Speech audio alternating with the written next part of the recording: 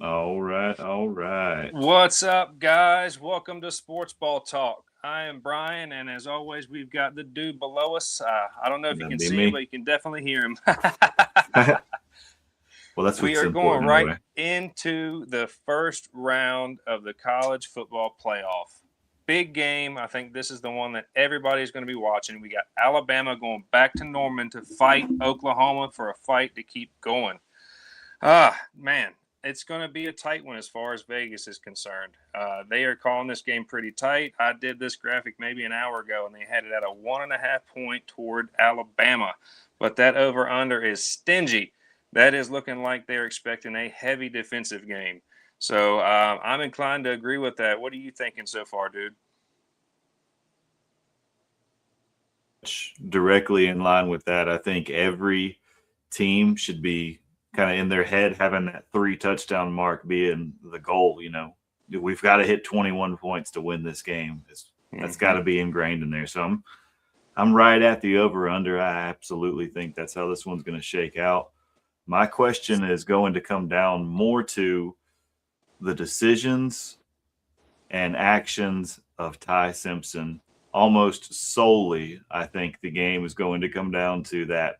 And I think we will absolutely know that prior to halftime because very much he is not a first and then second half off, or he's what he does in the beginning is usually how he carries out through the end. And if he's going to have an off game, it's very apparent very early. So that's what I'll be looking for. And I would go so far as to say, if I were, not that I'm giving any kind of professional gambling advice, of course, but if I were one to do such,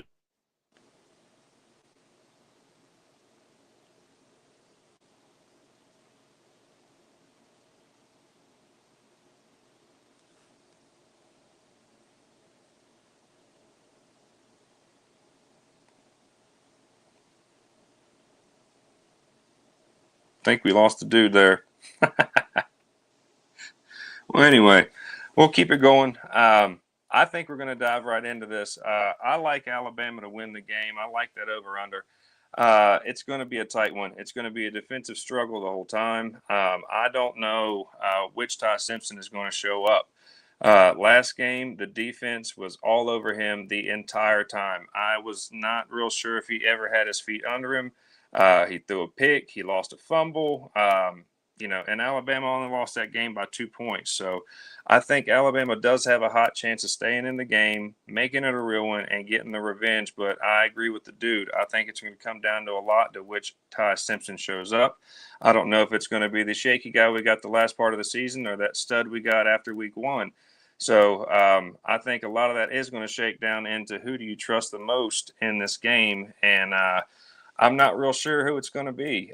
You've got two coaches that are really similar as far as I'm concerned. One's a little more defensive, one obviously more offensive. DeBoer likes to spread out and get guys going.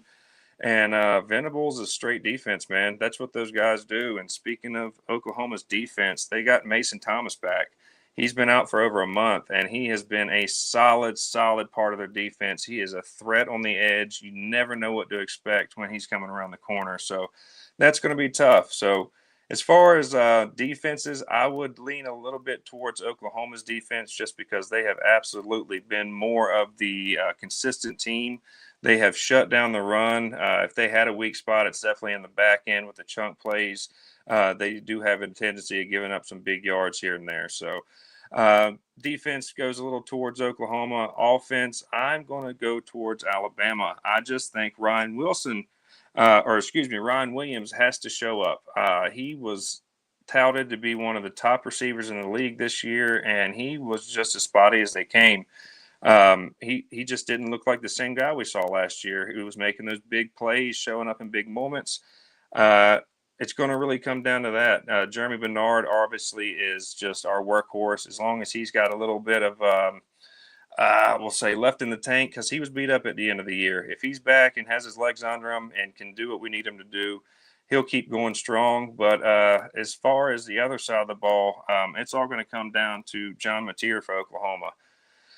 He's been a little spotty this year. I mean, he had ended up 2,600 yards, missed a couple games. He only had 12 touchdowns, but he had 10 picks. So he has definitely been inconsistent. He is more dependent on his legs when he's in a pinch than he is looking down the field. Ty Simpson wants to sit in the pocket and play. He wants to get the ball to his playmakers. He wants to get the ball down the field. But he's more stingy with it. He's only got 5 picks this year. He ended up with 26 touchdowns this year and almost 3,300 yards. And those numbers aren't too far off from what Mendoza did, and he won the Heisman.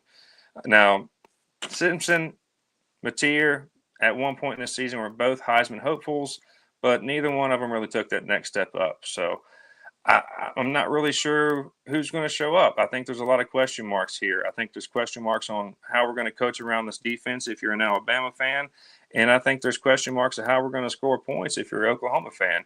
So I don't know what to expect really as an Alabama fan. If you haven't figured it out already, I am living in Alabama. I'm only about an hour from that field, and I've been watching them since forever. So it's been tough sledding since Saban's been gone, but we're trying to give DeBoer a chance here. And if he can win this game, take us to the next level, and go meet Indiana for the Rose Bowl, that'll be kudos, because there's been whispers all year about his coaching this and that, and there's a lot of whispers on that coaching carousel. Penn State little whispers, and recently Michigan whispers, and DeBoer's done his best to shut all that stuff down, but they've been talking. So it is what it is. That's college football anymore. That's what you have to deal with the NIL and just the way things work anymore. So I think this is absolutely going to come down to what the dude said in the first few minutes of the show.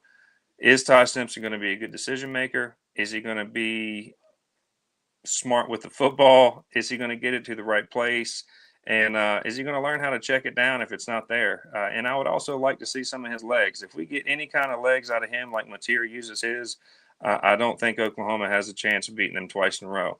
But to be fair, the last time Alabama beat Oklahoma was 2018 in the football playoff. But the last 5 of 6 has gone to Oklahoma. So we'll see how it shakes out. I'm really excited for this game Friday night. I'm obviously going to take Alabama. I'm going to call Alabama to cover. And just because I hope they run this points up a little bit, I'm going to call it an over game. But let us know what you think in the comments. In the meantime, in between these games, I do plan on going live tomorrow as well with the Miami-Texas A&M game. That's the next big one we really want to focus on. But while you guys have some time, you check out our other channels, DudeBros Podcast, weekly content, DudeBros Rewind, also weekly content. We've really picked up some steam over there. We're loving the Christmas specials we're doing right now, so check us out over there too. But until then, guys, we'll see you on the field, and we'll see you next time from Miami.